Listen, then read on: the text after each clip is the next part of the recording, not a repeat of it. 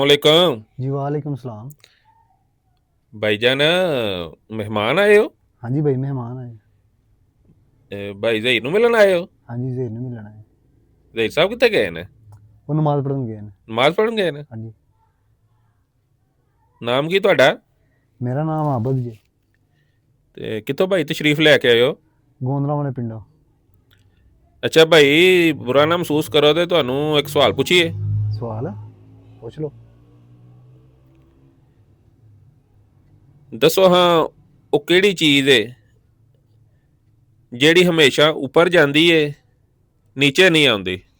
ते जाती है गैसी गुब्बारा।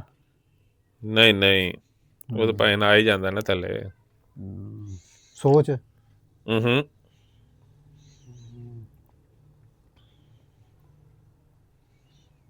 नहीं यार मैनू नहीं पता तुसी दस दो। ਨਹੀਂ ਪਤਾ? नहीं। ਲਓ ਜੀ, ਜਿਹੜਾ ਵੀਡੀਓ ਵੇਖਦਾ ਨਾ, ਕਮੈਂਟ 'ਚ ਜਵਾਬ ਜ਼ਰੂਰ ਦਿਆ ਜੇ।